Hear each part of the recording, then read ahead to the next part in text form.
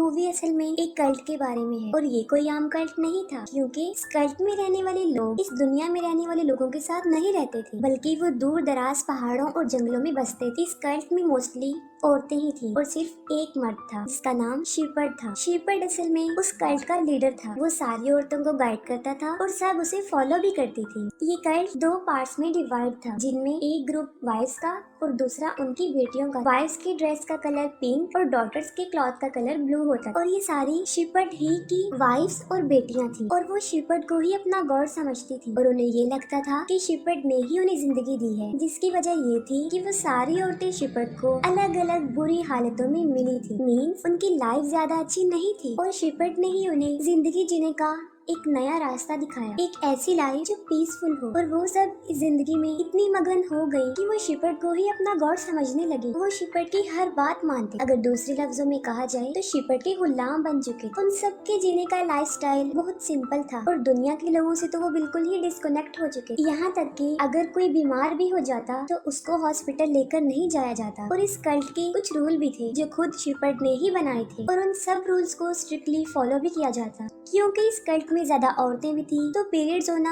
एक नॉर्मल बात थी। और जब किसी फीमेल को ऐसा होता था तब उसे उन दिनों कल्ट से अलग रखा जाता, क्योंकि वो लोग मानते थे कि इन दिनों में वो औरत इम्प्योर हो जाती है। चाहे कोई भी बात होती, वो शीपर्ड के अलावा किसी और को सुनाना अलाउड नहीं था। यहाँ तक कि सारी बातें, सारे मसाइल शीपर्ड के कंट्रोल ही में थे।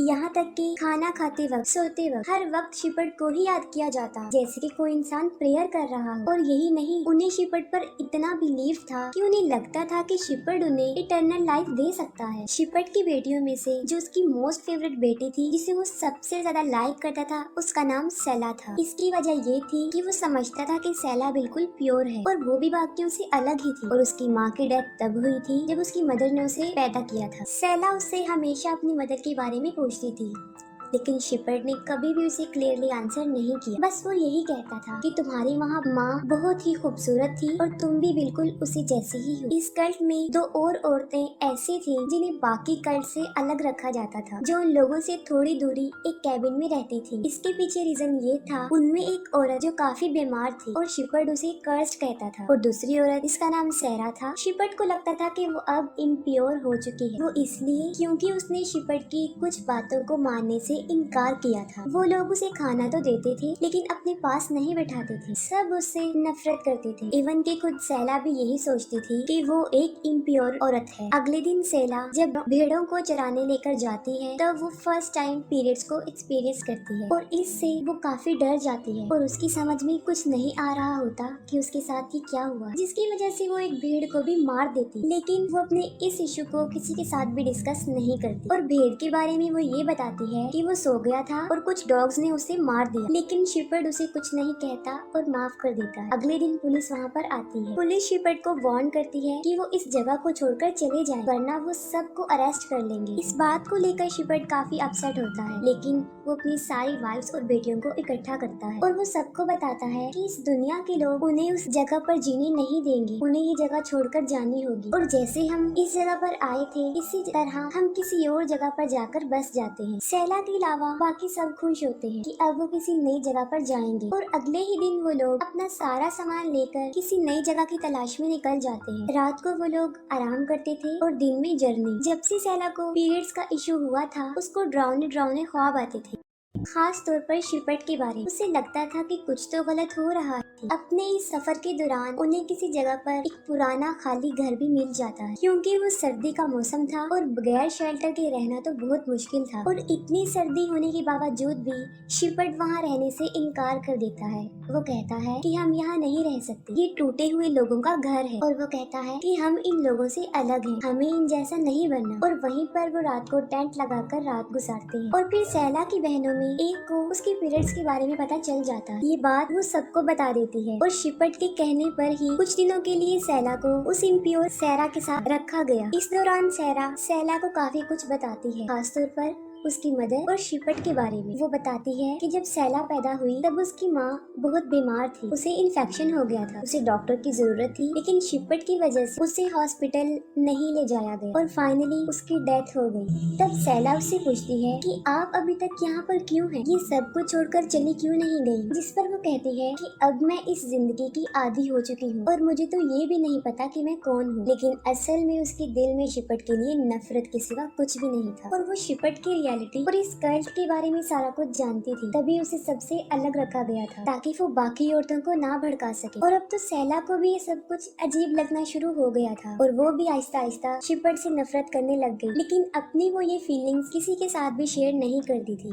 क्योंकि बाकी तो उसे गॉड समझते थे। काफी दिन तक वो लोग अपने सफर पर चलते रहते हैं और शिपट उन्हें कहता है कि वो उन्हें हेवन में लेकर जाएगा और वहाँ उन्हें एक इटर्नल लाइफ देगा। उन औरतों में एक औरत जिसका नाम एड्रियल था और तब वो प्रेग्नेंट थी और सफर पर चलते हुए उसे याद आ जाता है कि अब उसकी डिलीवरी का टाइम आ चुका है। वो बहुत रोती है, बहुत चिल्लाती है, लेकिन ना तो वो सही जगह थी और ना सही टाइम। लेकिन ये उसके कंट्रोल में भी नहीं था। बाकी औरतें उसकी हेल्प करती हैं, लेकिन बर्थ देकर खुद उसकी डेथ हो जाती है। इस बात को लेकर बाकी सब तो काफी दुखी होते हैं, लेकिन शिपट को इसका जरा भी फर्क नहीं पड़ता और वो लोग वहीं पर उसकी डेड बॉडी को जला देते हैं। तब सैला आगे आती है और इस सब के लिए वो शिपट को ब्लेम करती है और वो कहती है कि इसकी मौत की जिम्मेदार तुम हो और इसके बाद भी वो अपना सफर जारी रखते हैं। लेकिन सैरा अब उस कल्ट का पार्ट नहीं होती, वो उन्हें छोड़ चुकी होती है क्योंकि एड्रियल ने जिस बच्चे को पैदा किया था वो एक लड़का था और शिपट का असूल था कि कल्ट में सिर्फ एक ही मर्द होना चाहिए और यही वजह है कि वो उस बच्चे को वहीं छोड़ देते हैं और सैरा वहीं पर उस बच्चे के लिए रुक जाती है। लेकिन वो सैला को समझाती है कि तुम एक स्ट्रॉन्ग लड़की हो और तुमने अपनी बहनों को भी समझाना है। शिपट उन सबको लीड कर रहा होता है, वो सब थक चुके होते हैं और यहाँ पर ऐसा फील होता है जैसे शिपट खुद ही रास्ता भटक गया हो। और तब शिपट की बेटियों में से एक जिसका नाम तमार था, वो सिर्फ ये कहती है कि हमें शायद